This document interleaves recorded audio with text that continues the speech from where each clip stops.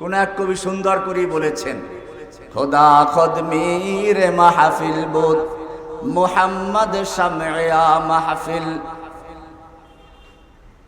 আল্লাহ রাব্বুল আলামিন ছিলেন ওই মাহফিলের প্রধান বক্তা, আর ওই মাহফিলের আলোচ্য বিষয় ছিলেন যাকে নিয়ে তিনি হচ্ছেন আজকে আমরা যাকে নিয়ে আলোচনা করছি। সব নবীদের সামনে আল্লাহ রাব্বুল আলামিন একজন প্রধান মেহমানের পরিচয় করিয়ে দিচ্ছেন।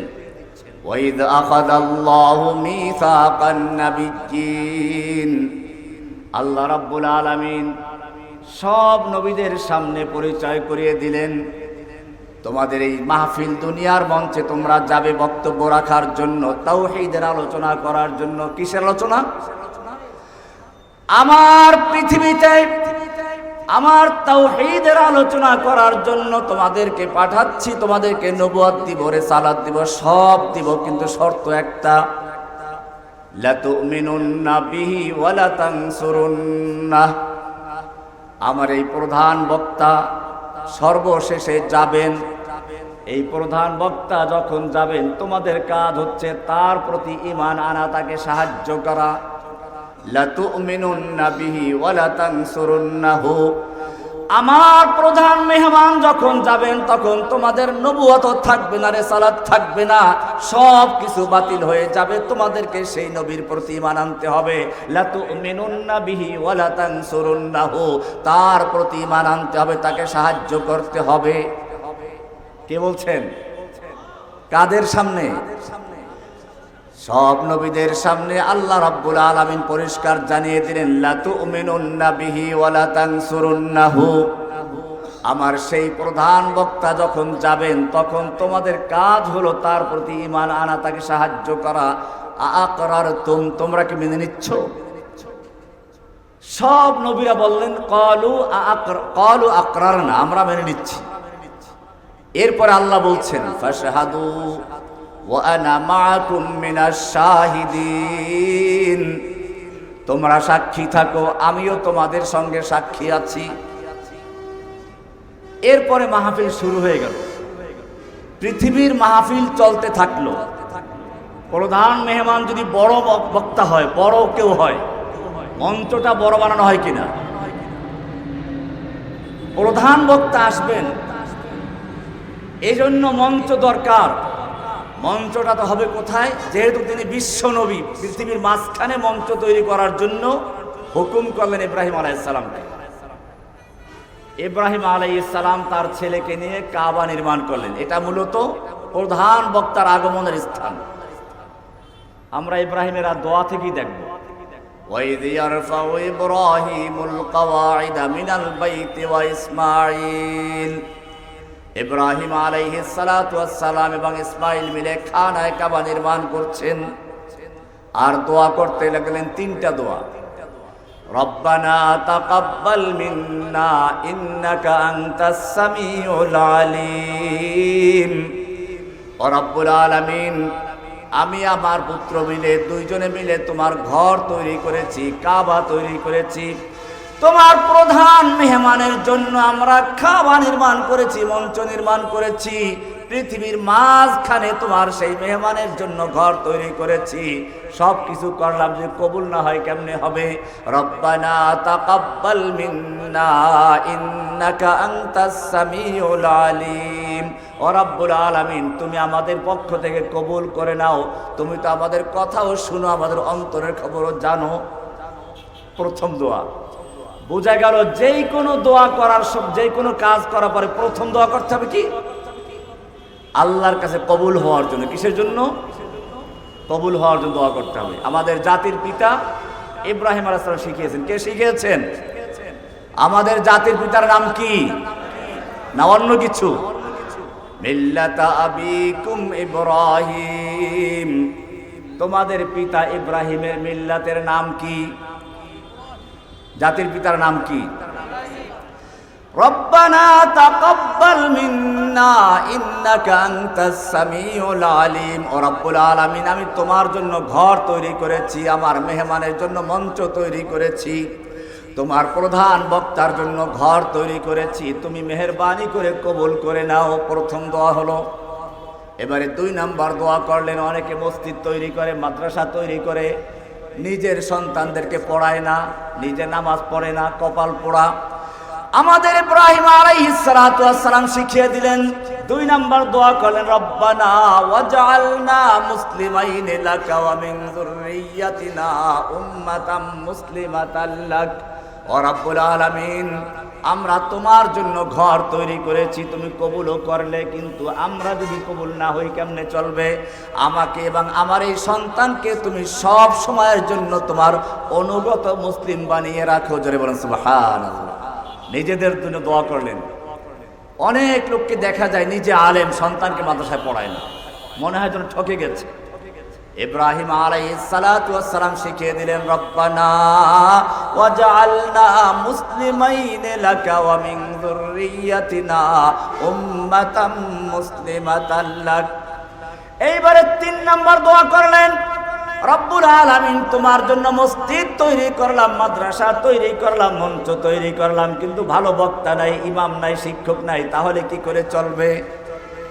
অনেক বড় বড় মসজিদ আছে, ইমাম সাহেবের কোনো এলেম নাই, কারণ ভালো আলেমরা ইমাম সাহেবের কমিটির কথা শুনবে না। এই কারণে মসজিদ নির্মাণ করবে কারা, তারও কিছু কোয়ালিটি আছে। সূরা তাওবার 18 নম্বর আয়াত দেখবেন, ইন্নামা ইয়ামুরু মাসাজিদাল্লাহি মান আমানা বিল্লাহি ওয়াল ইয়াউমিল আখির ওয়া আকামাস সালাতা ওয়া আতাজ যাকাতা ওয়া লাম ইয়াখশা ইল্লাল্লাহ। নিশ্চয় মসজিদ তৈরি করবে ওই লোকেরা যারা আল্লাহর উপরে ঈমান রাখে, মান আমানা বিল্লাহি ওয়াল ইয়াউমিল আখির, পরকালে বিশ্বাস করে, ওয়া আকামাস সালাতা, 5 ওয়াক্ত সালাত ঠিকমতো কায়েম করে, ওয়া আতাজ যাকাতা, আর ঠিকমতো যাকাত আদায় করে, ওয়া লাম ইয়াখশা ইল্লাল্লাহ, আল্লাহ ছাড়া কাউকে ভয় করে না, তারা মসজিদ তৈরি করবে। সুতরাং যেই ব্যক্তি ভারত ছাড়া কাউকে ভয় করে না, তার মসজিদ নির্মাণ করার অধিকার নেই।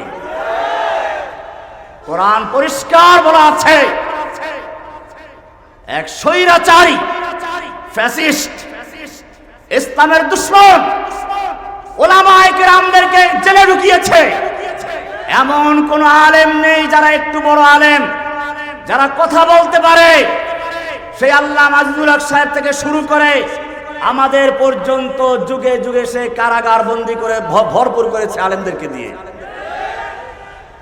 এরপরে গল্প শোনায়, তাহাজ্জুদ পড়ে, গল্প শোনায়, কোরআন পড়ে। কোরআন পরিষ্কার বলছে মসজিদ নির্মাণ করবে তারা যাদের মধ্যে 5টা কোয়ালিটি আছে, শুধুমাত্র তারাই মসজিদ তৈরি করতে পারবে, যার শেষ কোয়ালিটি হচ্ছে ওয়ালাম ইয়াখশা ইল্লাল্লাহ, আল্লাহ ছাড়া কাউকে ভয় করবে না। সুতরাং যে ব্যক্তি ওয়ালাম ইয়াখশা ইল্লাল ইন্ডিয়া, ইন্ডিয়া ছাড়া কাউকে ভয় করে না, তার মসজিদ তৈরি করার অধিকার নেই। সৌদি আরব থেকে টাকা এনে নাম দেয় নিজে মসজিদ তৈরি করেছে, মিথ্যাবাদী, স্বৈরাচারী, কত রকমের কোয়ালিটি আপনি তার বয়ান করবেন।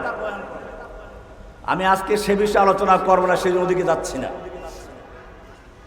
মসজিদ নির্মাণ করার জন্য গুণ কয়টা থাকতে হবে? ইমাম সাহেব থাকতে হবে কিনা? এখন ইমাম সাহেব যদি হয় ওয়ালাম ইয়াখশা ইল্লাল কমিটি, তাহলে কেমনে হবে? ওয়ালাম ইয়াখশা, আল্লাহ তাআলা পরিষ্কার বলেছেন মসজিদ নির্মাণ করবে যারা, তাদের কোয়ালিটি কয়টা থাকবে? ইন্নামা ইয়ামুরু মাসাজিদাল্লাহি মান আমানা বিল্লাহি, 1 নম্বর কোয়ালিটি হচ্ছে সে আল্লাহর উপর ঈমান রাখবে। কার উপর ঈমান রাখবে? আমানা বিল্লাহি ওয়াল ইয়াউমিল আখির, পরকালে বিশ্বাস করবে, নইলে টাকা মেরে খাবে। পরকাল যদি বিশ্বাস না করে টাকা রাখবে মসজিদের, সব খেয়ে ফেলবে।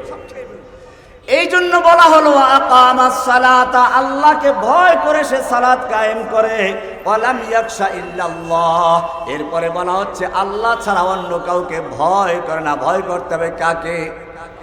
ভয় করব কাকে? আমাদের জীবন মরণের মালিককে।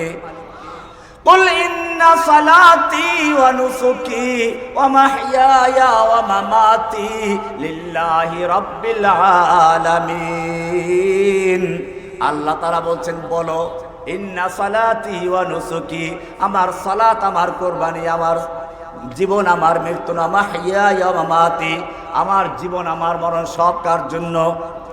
লিল্লাহি রাব্বিল আলামিন, এক আল্লাহর জন্য।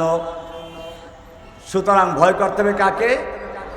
মর্দে মোমিন বাতিল সে হরগিজ खौफ खा सकता नहीं, सर कटा सकता है लेकिन सर झुका गम नहीं है, डर नहीं है जब खुदा। ইব্রাহিম আলাইহিসসালাতু ওয়াসসালাম খানায়ে কাবা নির্মাণ করে তিনটা দোয়া করলেন। তৃতীয় নাম্বার দোয়া করলেন রব্বানা ওয়াবআস ফীহিম রাসূলাম মিনহুম ইয়াতলু আলাইহিম আয়াতিক। ও রব্বুল আলামিন, আমি তোমার জন্য মসজিদ তৈরি করেছি, মাদ্রাসা তৈরি করেছি, কিন্তু ইমাম যদি ভালো না হয় তাহলে কেমনে চলবে? তোমার কোরআনকে শোনাবে, তোমার বাণীকে শোনাবে। আবাস ফীহিম রাসূলান, তুমি একজন রাসূল পাঠাও, ফীহিম আমার সন্তানদের মধ্য থেকে। কাদের মধ্য থেকে? নাকি ফেরেশতা, নাকি জিন? আমাদের রাসূল সাল্লাল্লাহু আলাইহি ওয়াসাল্লাম কি ছিলেন? মানুষ ছিলেন। কি ছিলেন?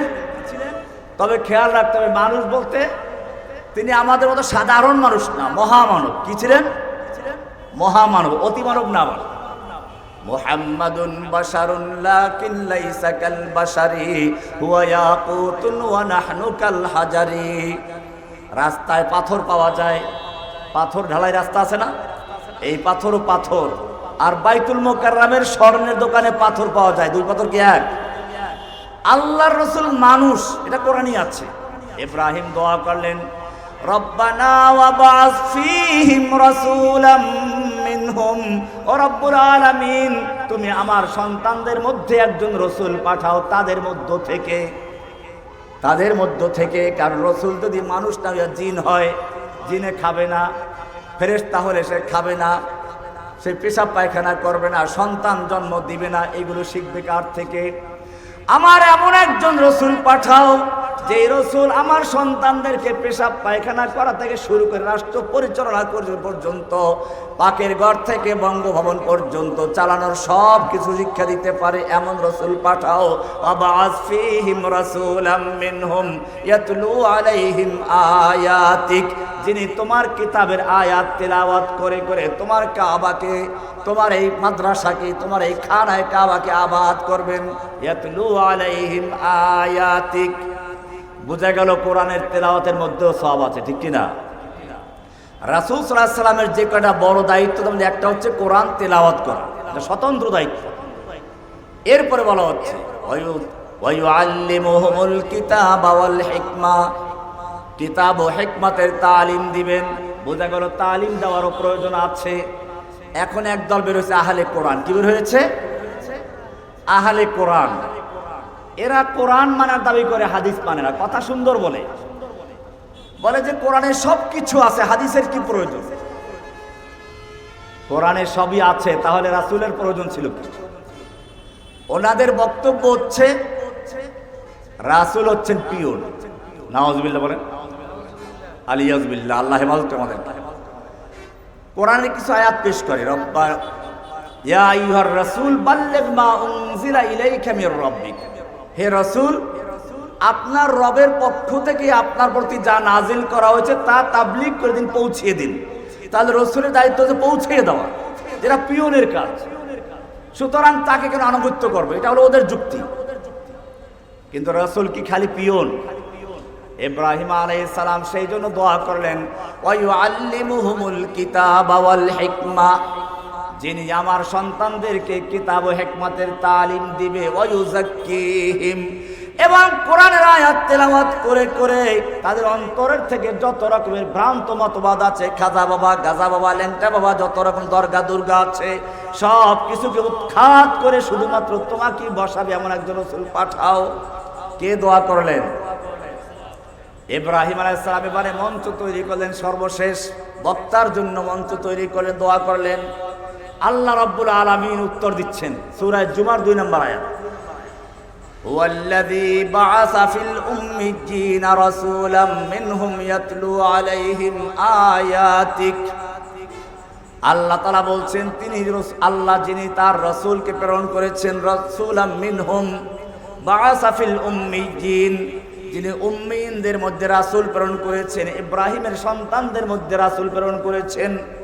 ইব্রাহিমের দোয়া ছিল, যার কাজ হচ্ছে কি ইয়াতলু আলাইহিম আয়াতিক, যিনি আয়াত তেলাওয়াত করে শোনাবেন। এটা মিল আছে। ইব্রাহিমের দোয়া আল্লাহর দেওয়া মধ্যে দুইটা পার্থক্য আছে। ইব্রাহিম আলাইহিস সালাম দোয়া করেছিলেন ইয়াতলু আলাইহিম আয়াতিকা, এর পরেই কি বললেন ওয়ায়ুআল্লিমুল কিতাব ওয়াল হিকমা, কিন্তু আল্লাহ তাআলা এটাকে শেষে নিয়ে গেছেন। শুরুতে নিয়ে আসলেন কি ওয়ায়ুযাক্কিহিম, কোরআনের আয়াত তেলাওয়াত করে করে তাদের আত্মাকে শুদ্ধ করবেন। কি করবেন? এটা আমি উদাহরণ দিই ভাবে, একটা পুরাতন বিল্ডিং এ রং করলে মানুষ আগে কি করে? পুরাতন রংটা ঘষে মেজে ধুয়ে মুছে পরিষ্কার করে, ঠিক কিনা?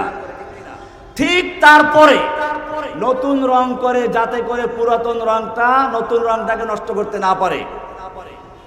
ঠিক তেমনি ভাবে আল্লাহ রাব্বুল আলামিন জানিয়ে দিলেন আমার রাসূল যে কাজটা করবেন, তিনি কোরআনের তেলাওয়াত করে প্রথমে মানুষের অন্তরের থেকে যত রকমের গায়রুল্লাহ আছে, খাজা বাবা, গাজা বাবা, ল্যাংটা বাবা, দরবেশ বাবা, চটকালা, চটওয়ালা, গেসুদারা, জুলফেদারা, শিকলওয়ালা, যত রকমের ভণ্ড আছে, আল্লাহ ছাড়া যত রকমের গায়রুল্লাহ আছে, জনক হোক শাসক হোক, সব কিছু উৎখাত করে সব কিছুকে পরিষ্কার পরিচ্ছন্ন করে তারপরে নতুন রং করবেন। ওয়ায়ুআল্লিমুহুমুল কিতাব ওয়াল হিকমা, কিতাব ও হিকমতের তালিম দিবেন। ওয়ায়ুআল্লিমুহুল কিতাব ওয়াল হিকমা, তাজকিয়া গেল আগে। এটাই ছিল নবীদের দাওয়াত। লা ইলাহা ইল্লাল্লাহ আমরা পড়ি, সব নবীদের দাওয়াত ছিল লা ইলাহা ইল্লাল্লাহর দুইটা অংশ। কয়টা অংশ?